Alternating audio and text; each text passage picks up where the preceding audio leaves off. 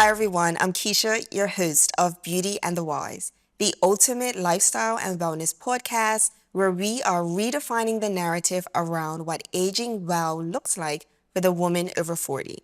I will invite experts and industry insiders, friends as guests to come on and discuss topics ranging from hormonal health, fitness, nutrition, mental and emotional well-being, sexual therapy, personal development. Nothing is off limits. At Beauty and the Wise, we want to equip you with the tools so that you can advocate for your own health and well-being. So let's dive in. Today's guest, we are going to focus on the aspect of mental health and menopause. Alisha Mecene, clinical psychotherapist and founder of Emotional Wellness Boutique, is with us today. Welcome to Beauty and the Wise. Thank you so much for having me here today. I'm really looking forward to our conversation today. I am so looking forward to this. So let's dive in. Let's dive in. Let's get to it. So first of all, tell us about yourself and how did you end up in the mental health space? Yes. As you shared, I'm the founder and the clinical psychotherapist of Emotional Wellness Boutique, where we specialize in women's mental health. We provide online psychotherapy so it's accessible. I meet with women whether they're logging in from their office, logging in from home, working with women that have just had a baby. They may be pumping or breastfeeding at home while they've logged onto session. We really want to make mental health as accessible as possible. And how I got into mental health, I've just always known I wanted to be a therapist. Okay. Even from high school, I was that person my friends would come to with their, this is what's going on. I just loved it. My inner gut, my spiritual knowingness, God really planted that seed within me from young.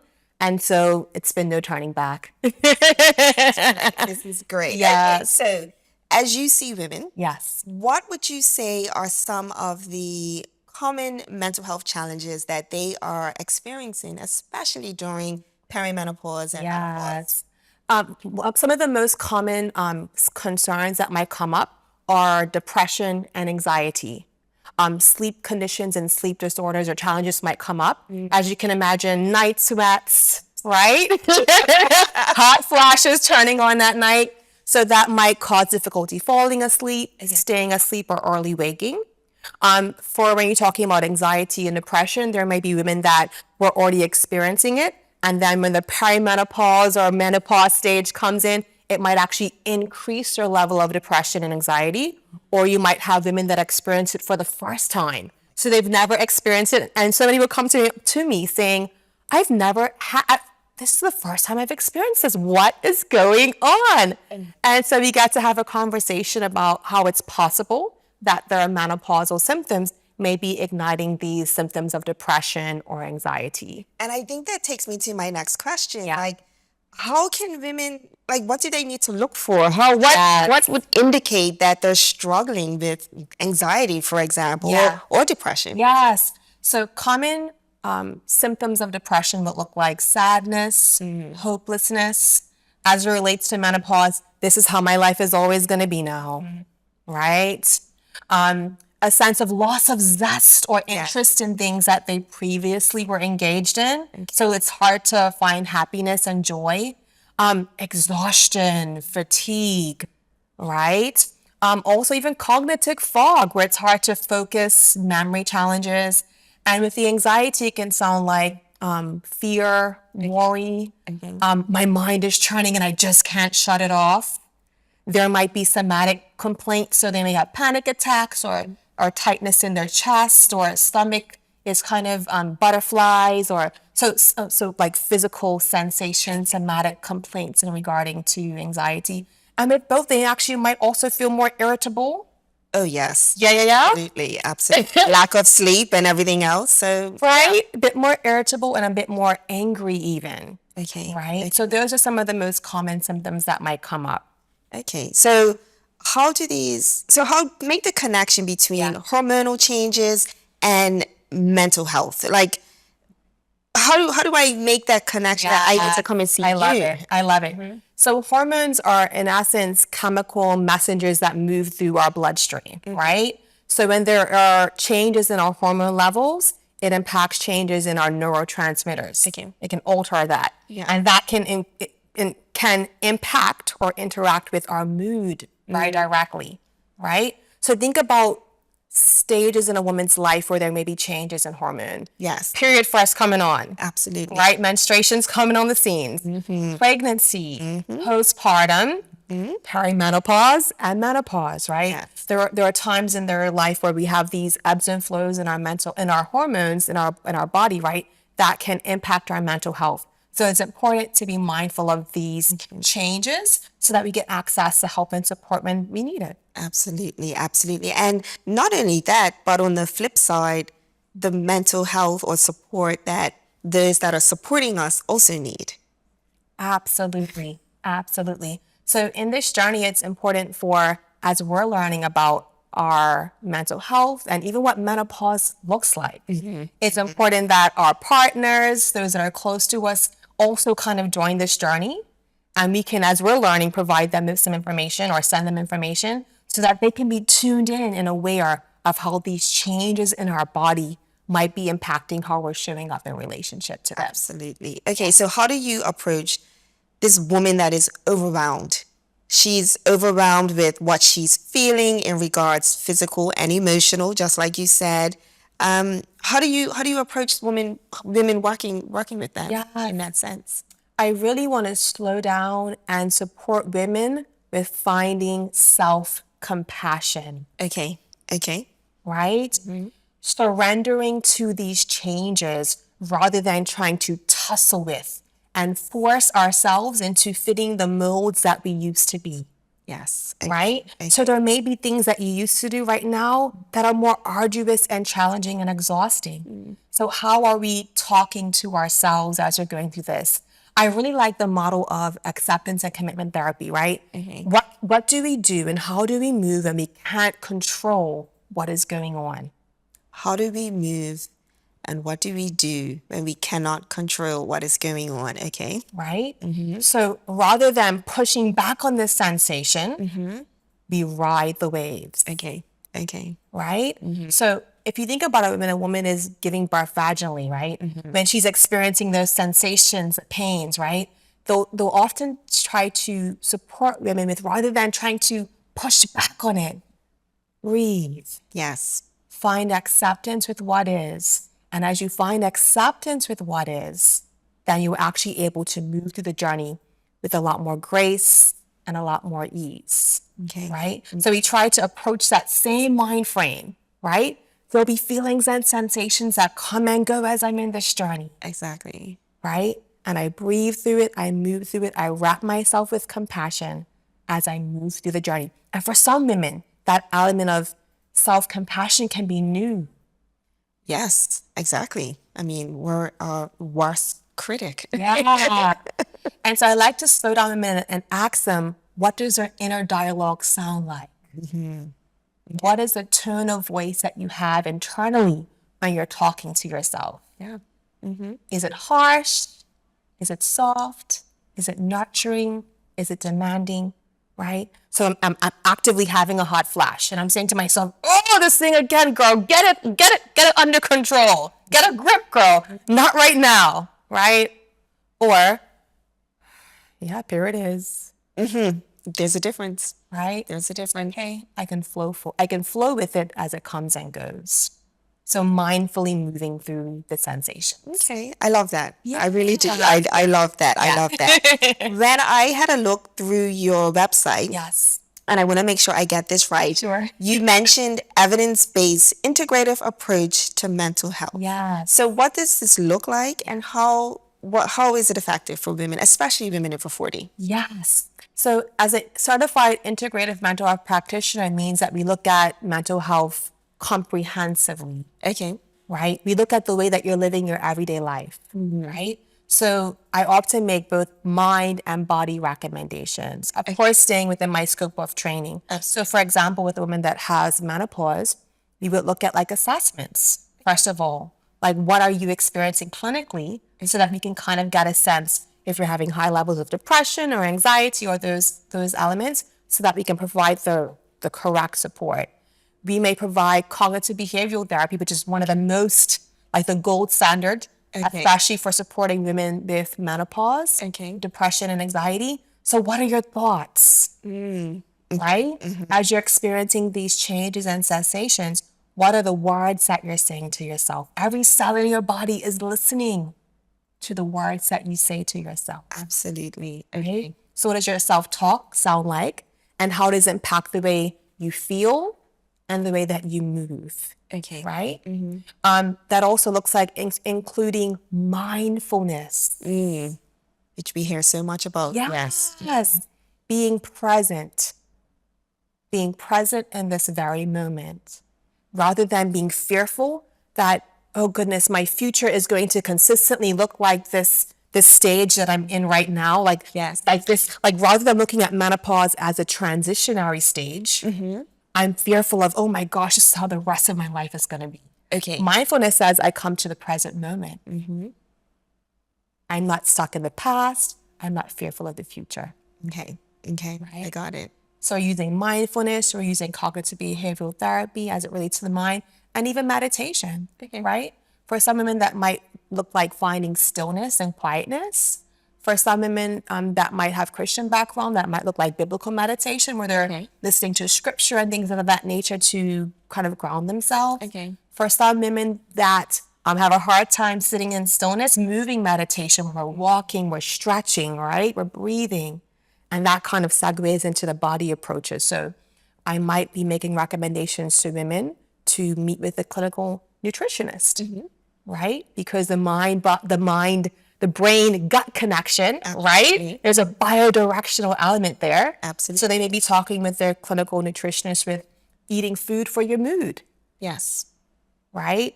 You may talk about biofeedback, how you can use deep breathing.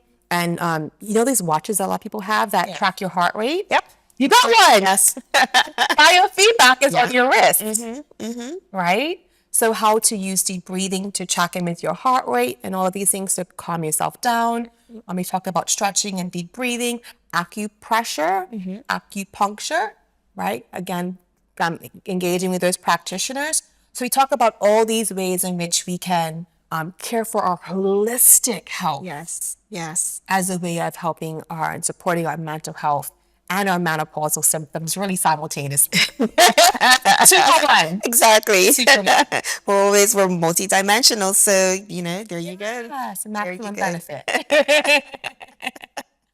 Okay, so you touched on earlier the comment about our support system. Like I had mentioned, our support system and the impact that we have. How can, in your opinion, how does menopause impact those relationships, whether it be romantic or parenting, friendships that you've had new or old, or even, just with your spouse, your working relationship? What are your views on that? Yeah. So this is a concern that women often bring into therapy. And we know based on research that during the menopausal stage, women tend to have an increase in actually filing for divorce. In part because women need the support, they need the tools as they're going through this transition in their life, right? So we know that irritability and all the exhaustion, all those symptoms you talked about, right? Yes. It doesn't necessarily bode well for being in a relationship, right? So we know that there can be some relational challenges for women during this stage. And if they're in a relationship with a male, right, then they can be going through their own changes, andropause, right? And so you can have partners where whatever the coupling looks like in terms of gender, they can be kind of going through similar processes simultaneously. And we can think that there's an issue with the relationship in itself, where if both partners got the support they needed, it's quite possible in some situations that you can actually restore relationships. So I think there's hope. And I think there's hope that if persons are able to access the tools, for some couples, it might look like this is a good time to start couples counseling. Okay. Right? I like to recommend that persons get to know what their partner is experiencing medically. So if you're learning about menopause, your partner should be learning about menopause as well. And there should also be grace for the unknown, because we know that we hear world-renowned experts saying that there's so much to learn about menopause. And not enough money. Not enough funding, not enough research for women's health or women's mental health for that fact, right? And so we have to give grace self-compassion as both partners are kind of moving through these stages. So there is hope when we can get the support and the resource. And even as a parent, not only as a two-parent home or a Yes. single parent home, Yes. the impact that it has to a Absolutely. child who, again, is also going through some hormonal stage Yes. I love at it. some point in their life as well. Yes. Thank you for adding that, right? So whether you're talking about parenting, whether you're talking about even in your professional context, right? You may be experiencing more brain fog and memory loss at work, which is making you feel a bit more anxious and unprepared coming into meetings or conversations. And then they can kind of sometimes read that, right?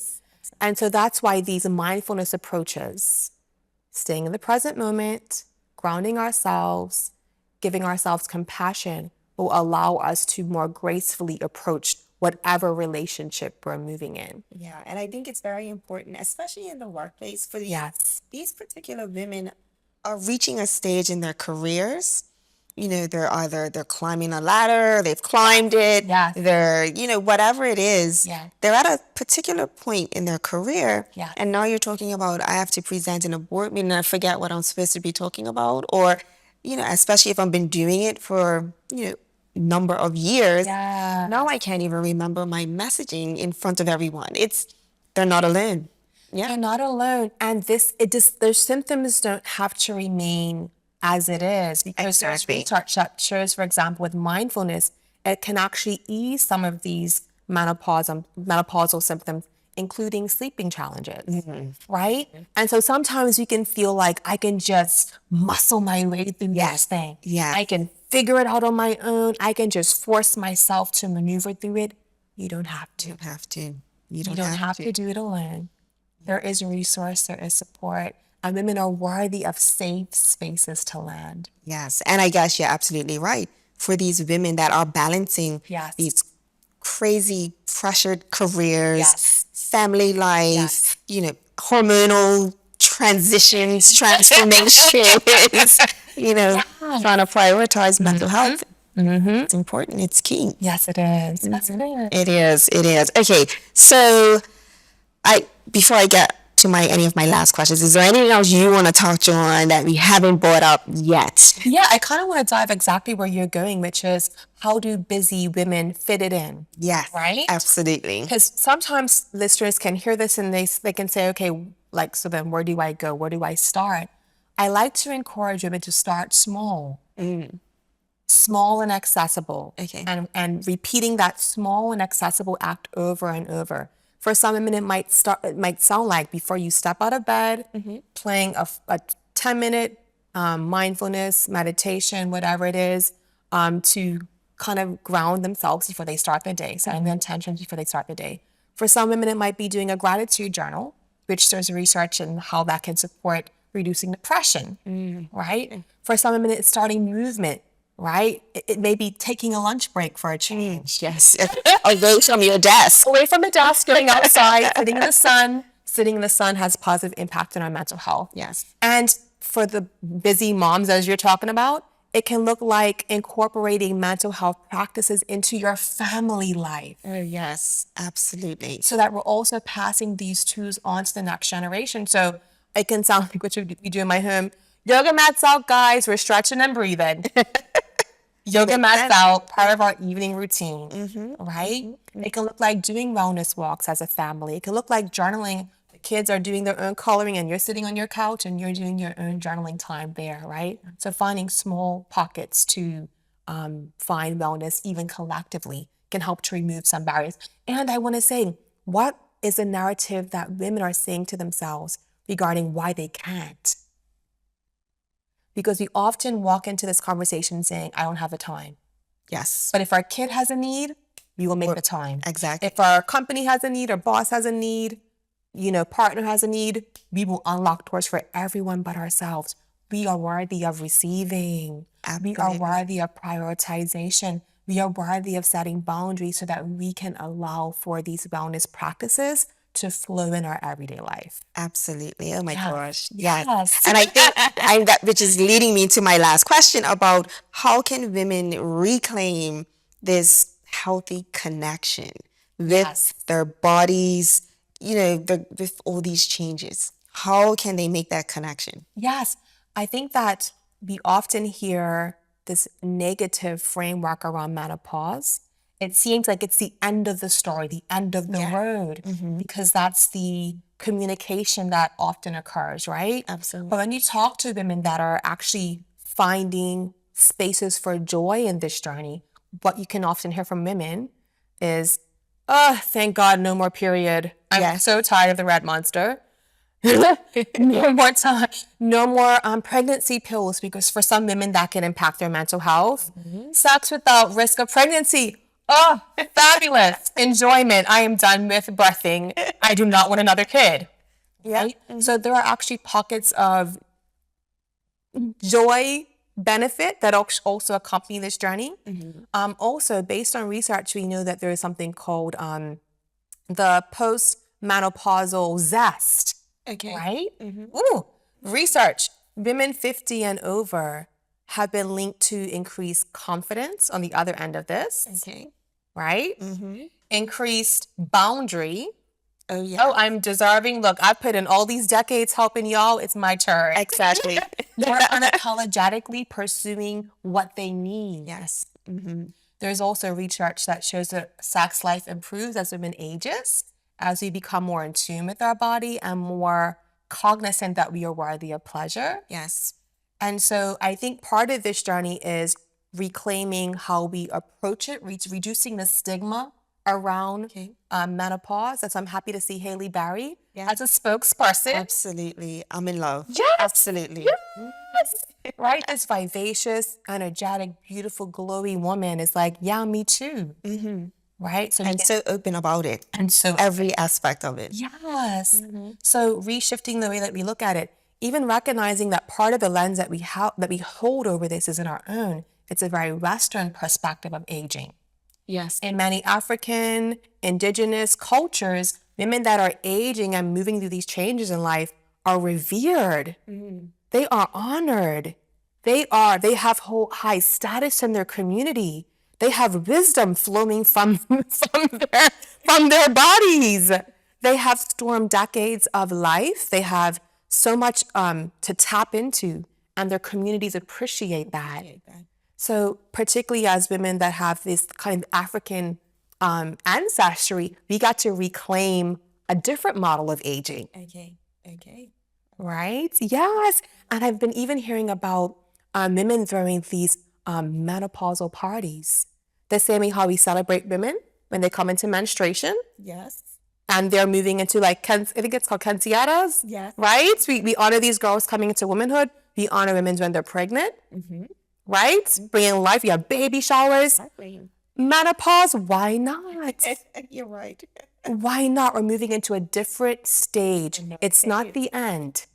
It's part of a journey, and there's a whole nother life after menopause. And I guess one of the things, I mean, if we're gonna have a party to celebrate menopause, women need to acknowledge that they're going through this. Yes.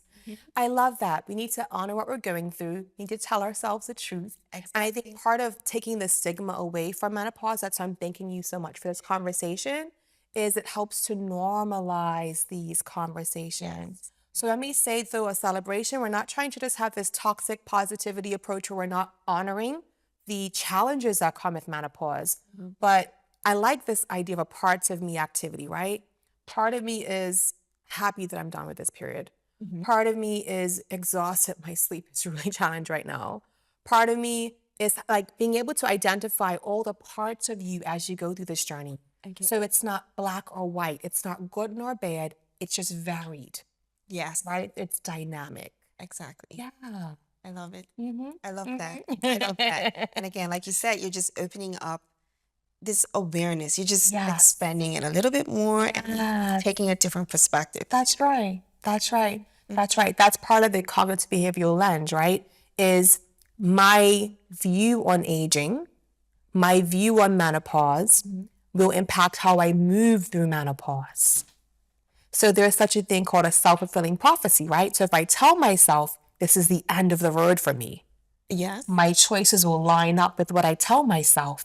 because my brain will look for confirmation of the words that I say to myself.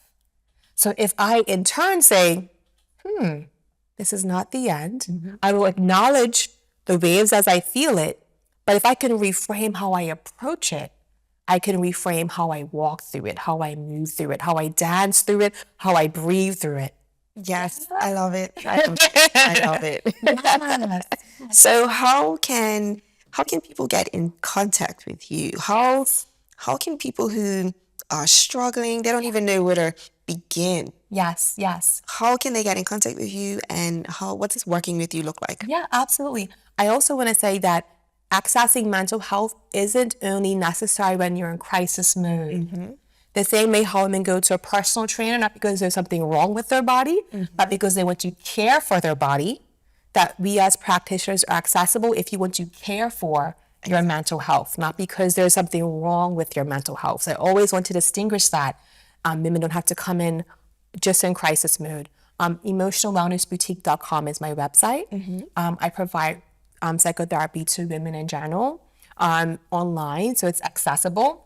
What it looks like is going to the website. You can click on the option where it says to connect with me, send me an email, and I would love to connect with women and see how I can support their journey. Okay. In addition to counseling, I also do presentations, corporate workshops, training. I've done workshops both for local corporations, and I've done virtual workshops for overseas Nice. corporate placements as well, as I really believe in sharing information about mental health because life can be so much better Yes. than it is right now. Absolutely. So emotionalwellnessboutique.com is a place to connect with me. I love it. And just to be clear, do people need a referral to come? They do not. Okay. Just go directly to the website and reach out to me. The email address is also emotionalwellnessboutique@gmail.com. No referral is needed. Okay. You're able to make contact directly. I love it. I love it. I love Yes, it. Well, yes. thank you. Thank I you. am glad you honored us with your presence today in our space. You're always welcome back because I'm sure there's so many more topics is there? under this one topic that we can talk about. But I am grateful that you joined us today. I do appreciate that. And to our viewers, thank you for tuning in today. All of the information in regards to the show are in the show notes, contact details, and as usual, you can reach out. I will share everything that I can in regards to getting in contact with our guests. But from Beauty and the Wise, thank you for tuning in.